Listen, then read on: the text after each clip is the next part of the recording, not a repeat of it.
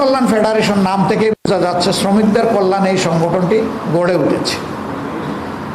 এদেশের প্রাচীনতম সংগঠনগুলোর মধ্যে এটি একটি।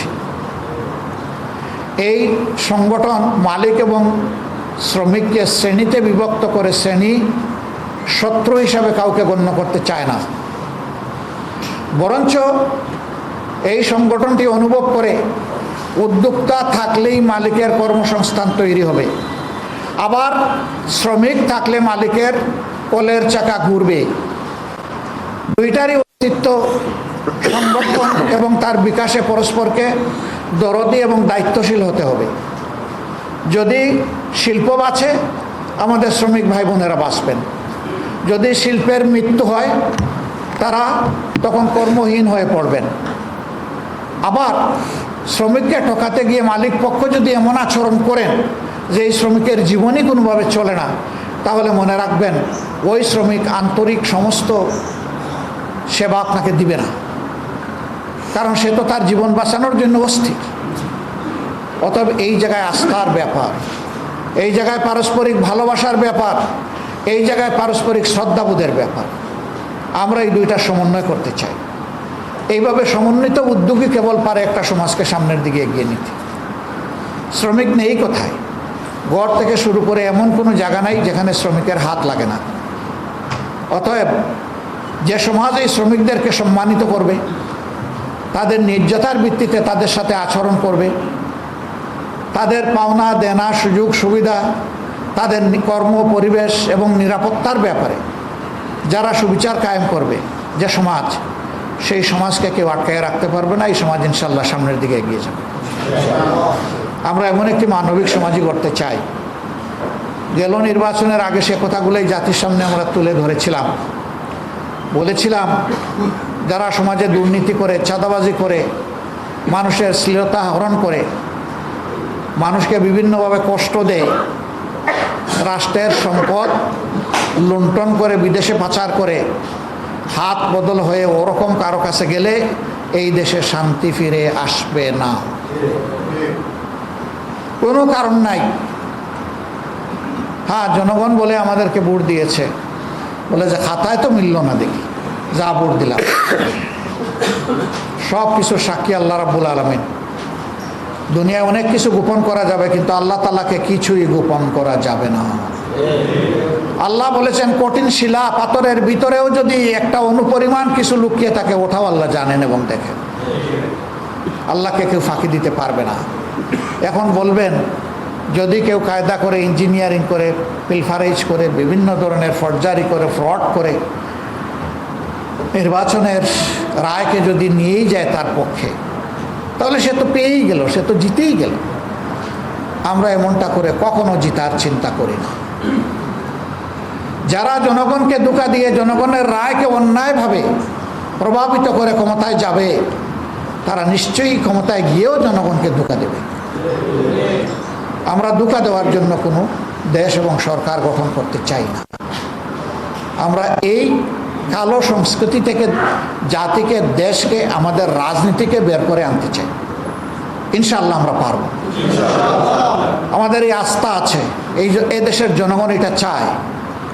হ্যাঁ, বলবেন জনগণ তো বারবার প্রতারিত হয়েছে, সঠিক। আমি বলি না যে গুগু বারবার ধান খায়, কিন্তু কপাল যখন মন্দ তখন 60 বেজে যায়। ওরা বাঁচবে এক সময় এবং জয় হবে তার, ইনশাআল্লাহ।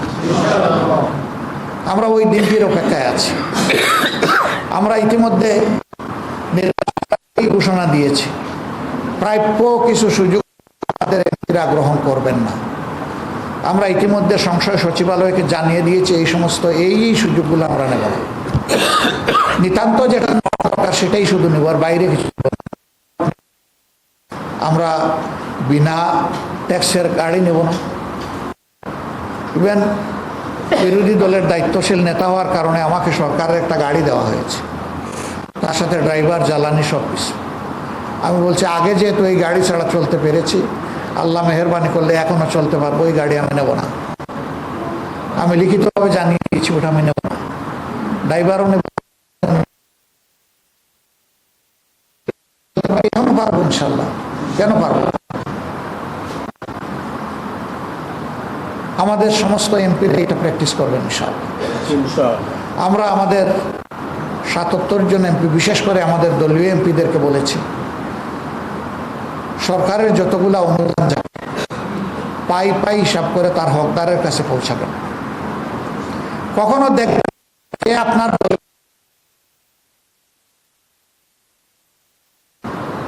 দেখবেন সে এক বাংলাদেশের একজন নাগরিক এবং আগে এর ভিত্তিতে যার যার পাওনা তার কাছে পৌঁছে দিবেন,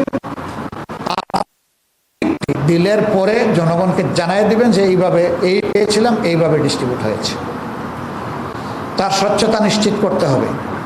বলবেন যে আপনারা ৭৭ জন করলেন বা ৬৮ জন করলেন, বাকিরা যদি না করে বাকিদের দায় বাকিদের।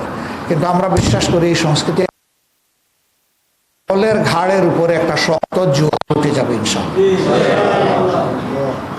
দেখছেন না, ইলেকশনের আগে অনেকে প্লট এবং গাড়ি, ট্যাক্সবিহীন গাড়ির কথা বলেন নাই, কিন্তু ইলেকশনের পরে বলতে বাধ্য হয়েছে। কেন? আমরা যে আগেই হাটে হাড়ি ভেঙে দিয়েছি। এই কারণে আমরা এইভাবে বিরোধী দলের থেকেও জনগণের অর্থের অপচয় কতটা রোধ করতে পারি এবং একটা সুস্থ ধারা অর্থনৈতিক সংস্কৃতি কিভাবে গড়ে তুলতে পারি, এই লড়াই আমরা চালিয়ে যাব ইনশাআল্লাহ। শ্রমিক কল্যাণ ফেডারেশনের নেতৃবৃন্দের কাছে আমার আহ্বান থাকবে যে আসুন একটা দরদি সমাজ গঠন করার জন্য, দায়, ভালোবাসা এবং শ্রদ্ধার সমাজ গঠন করার জন্য আপনারা শ্রমিক অঙ্গনের যে কালচার, এইটাকে বদলে দেওয়ার জন্য নতুন করে একটা বিপ্লবের সিদ্ধান্ত আপনারা, এই বিপ্লব মানুষের ন্যায়, মানুষের অধিকার থেকে আরেকজনের অধিকার যেন করব না হয়। আপনি অধিকার আদায় করবেন, আবার যে ফ্যাক্টরিতে আপনি কাজ করেন ওখানে আগুন ধরাই দিলেন, ওটাকে ভাঙচুর করে শেষ করে দিলেন। এটির নাম অধিকার আদায়ের সংগ্রাম হতে পারে না। এই ধরনের সংগ্রামকে আমরা সমর্থন করব। আপনার দাবি হবে জোরদার, অনড়। আপনি দাঁড়ায় থাকেন, আপনি গেইটে দাঁড়ায় থাকেন, ঢুকতে দিয়েন না। নির্দিষ্ট সময় পর্যন্ত যখন আপনি ঢুকবেন না, কলের চাকা তখন ঘুরবে না, মালিক তখন আপনার সাথে ন্যায্যতার ভিত্তিতে বসতে বাধ্য হবে। কিন্তু আপনি ভেঙে দিলেন, পুড়িয়ে দিলেন, তা আপনি কাজ করবেন কোথায়? এই মালিক তার নিজের তহবিল এবং জনগণের টাকা নিয়েছে। যদি সে ক্ষতিগ্রস্ত হয়, আবার ঘুরে ফিরে জনগণ ক্ষতিগ্রস্ত হবে। সে তো জনগণের এই ডিপোজিটের টাকা, এই আমানত ফেরত দিতে পারবে না। দিন শেষে সে জেলে যেতে পারে, পালিয়ে যেতে পারে, কিন্তু ওই জনগণই তো ক্ষতিগ্রস্ত হবে। হ্যাঁ, আরেকভাবে ক্ষতিগ্রস্ত হয়। সব কিছু ফিটফাট, উপরে খুব সুন্দর চলতেছে, কিন্তু ভিতরে খোলস। যে ইন্ডাস্ট্রিতে 10,000 টাকা ঋণ নেওয়া যায়, সেখানে 30,000 টাকা ঋণ নেওয়া হয়েছে। 20,000 টাকা বিদেশের মাটিতে পাঠিয়ে দেওয়া হয়েছে, পাচার করে দেওয়া হয়েছে। এইভাবে দেশের অর্থ, জনগণের অর্থ বিদেশে এরকম গিয়েছে, আপনারা জানেন কি পরিমাণ গিয়েছে। সম্মানিত ভাইরা, এ কালচার এখনো বন্ধ হয়নি। চতুর্দিকে অশনি সংকেত, যে কারণে অতীতে দুর্বৃত্তপনা হয়েছে। অর্থনৈতিক ময়দানে, শিল্পের ময়দানে একই দুর্বৃত্তপনা হুবহু এখনো চালু আছে। ব্যাংক রেজলিউশন আইনটি, অধ্যাদেশটি আটকে দেওয়ার মাধ্যমে কার্যত ব্যাংক ডাকাতদেরকে আবার ফিরিয়ে আনার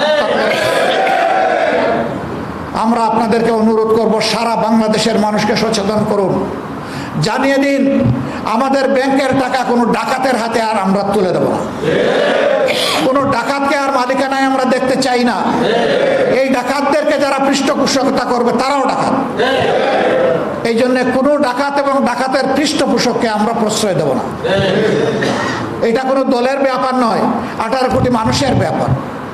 18 কোটি মানুষের ভাগ্য এর সাথে জড়িত।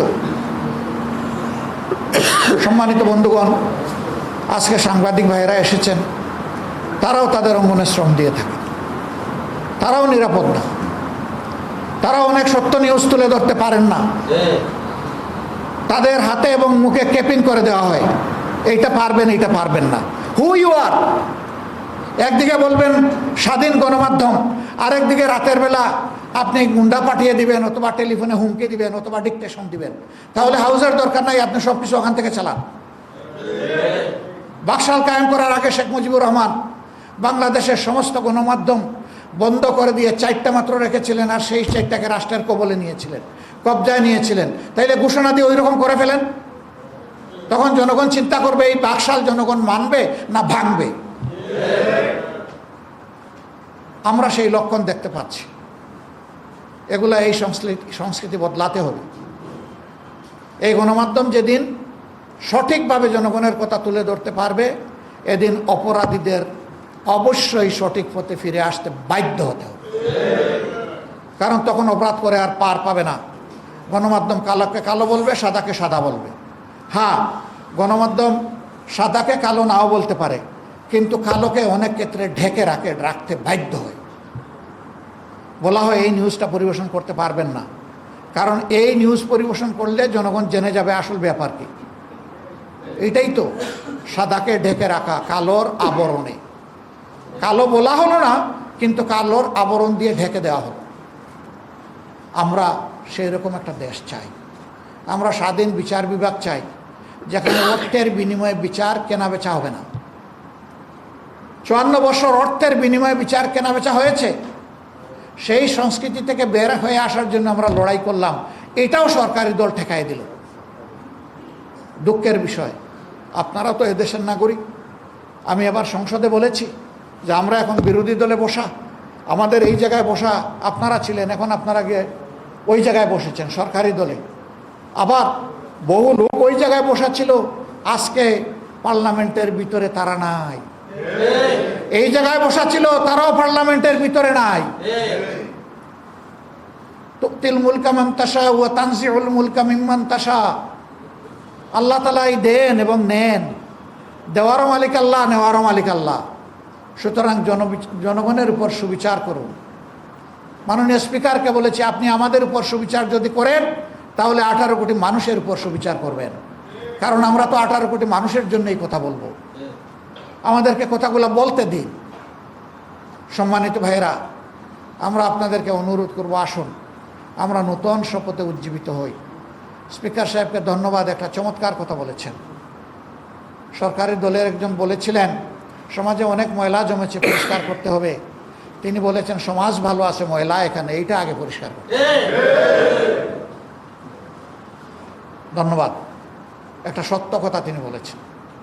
এই জায়গা ঠিক হলে বাংলাদেশ ঠিক। মাথা ঠিক তো সারা শরীর ঠিক, মাথা খারাপ তো শরীর আর কোনো কাজের না। আমরা চাই যে এই জায়গাটা আগে ঠিক হোক। লড়াই ইনশাল্লাহ আমাদের চলবে। এই লড়াই আমরা বাংলাদেশের 18 কোটি মানুষের সাথে থাকব, আর জনগণকে অনুরোধ করব আপনারাও আমাদের সাথে থাকবেন। আমরা এক এবং অভিন্ন, আমরাও জনতার অংশ, আমরাও জনগণ, আমরাও আপনাদের একজন।